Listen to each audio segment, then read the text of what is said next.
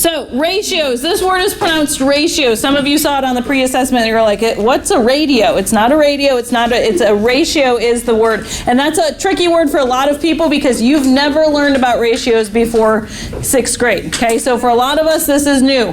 So the definition of a ratio, it's just something that's used to compare two or more quantities. It's going to be used to help us see the relationship between two things. Okay, there are 3 different ways to write ratios. They're all read the exact same way. So when I'm writing a ratio, and this will make more sense when we're looking at our notes in a second, we can use the word to. We can use a colon, which hopefully you know what that symbol is from language arts class, right? And you can use a fraction. They're all going to be read the same way. And we'll look at some examples in a second. There's also 3 different types of ratios. So there's something called a part-to-part ratio. There's a part-to-whole ratio, and there's a whole-to-part ratio. So let's look at what all of those mean. So in your notes, you should have this page glued in, your ratios notes. So we're looking at this together.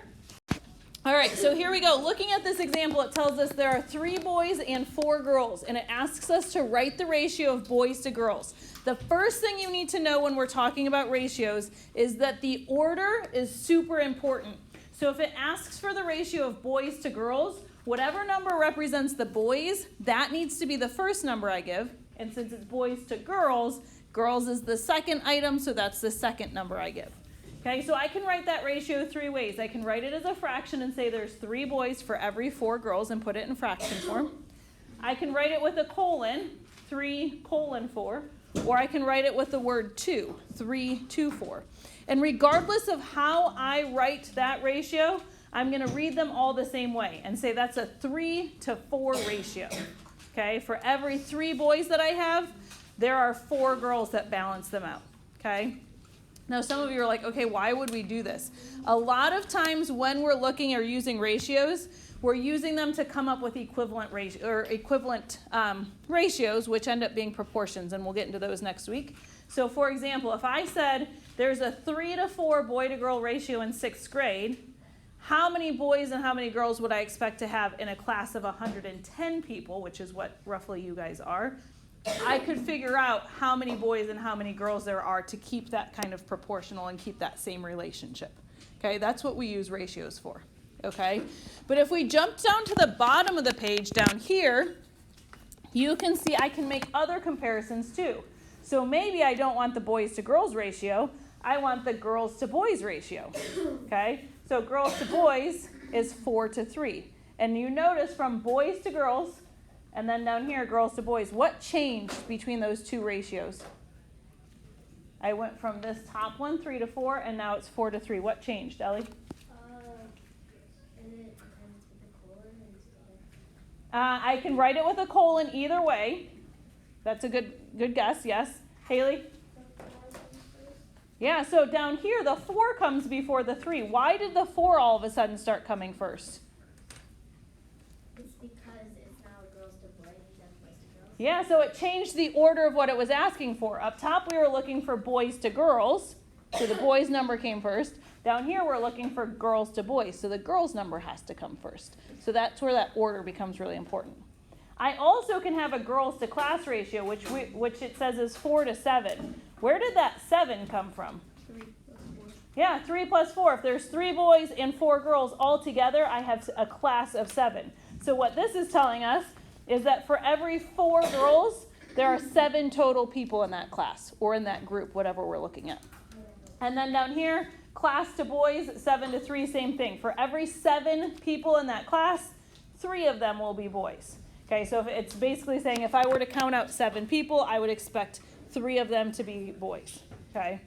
Underneath on yours, it's not up here, but underneath on yours, I believe it says part to part, part to whole, and whole to part. Is that right? Yeah. Okay, so those were the 3 types of ratios that I told you about. Here's how we figure that out. The first one, girls to boys, is a part to part ratio. Why it's part to part is because it's taking part of the group, girls, and it's comparing it to another part of the group, boys.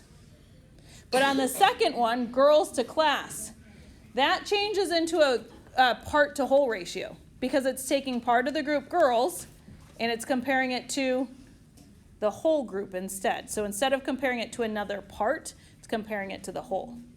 Okay, and then this last one, class to boys, That's whole to part because it's taking the whole group, the class, and then comparing it to part of the group. Does that make sense where the parts and the wholes come? Yes. So if we're looking at the whole thing, everybody all combined or everything all combined, that's called the whole. If we're looking at just a piece of it, that's called a part. Okay? So these next two slides are not in your notes. We're just going to go through a couple practice examples together and make sure we're understanding this. Okay? So this first one, if you look across the top, does everyone see the trapezoids and the squares drawn? Okay, so that's the shapes that we're using for this. So the first one I want to know, what is the trapezoid to square ratio? So if you can count, you can figure this out. John, say it again. 5 to 5. Now, one thing that I did not tell you on the last slide, but is important, is that with ratios, we always want to give them in simplest form. Just like you would simplify a fraction, we want to simplify a ratio. So if we think of it as 5 to 5, what could that simplify down to? What are 5 and 5 both divisible by? 1 and, well, they can turn into 1, right? 5. So I can divide both of those by 5. So 5 to 5 actually can simplify to a 1-to-1 ratio. Oops. So we can write that 3 ways. And what that basically tells us is that for every one trapezoid I have, there's 1 square to balance that out. Okay? Is that a part to part, a part to whole, or a whole to part relationship, Jack? It is part to part because it's comparing part of the group, trapezoids, to another part, squares. Okay, what about trapezoids to shapes? What's the trapezoids to shapes ratio? So start with the unsimplified, just the straight up count. How many trapezoids do we have? How many trapezoids? There's 5, so it would be 5 to 10. 5 to 10, very good. So if that was a fraction, 5 to 10, what could I simplify 5 to 10 into? Scarlett, you think you know? 1/2 or 1 to 2. If we divide both of those numbers by 5, that turns into a 1 to 2 ratio. So what that's telling us is for every one trapezoid, there's 2 total shapes. Is that part to part to whole, or whole to part? Evelyn? It is. It's part to whole. It's comparing part of the group, trapezoids, to the whole group, shapes. And what about the last one? Shapes to trapezoids. Shapes to trapezoids. What's the ratio there? What do we think? Haley? Very good. 10 to 5. And if we go to simplify 10 to 5, anyone know what that would simplify down into?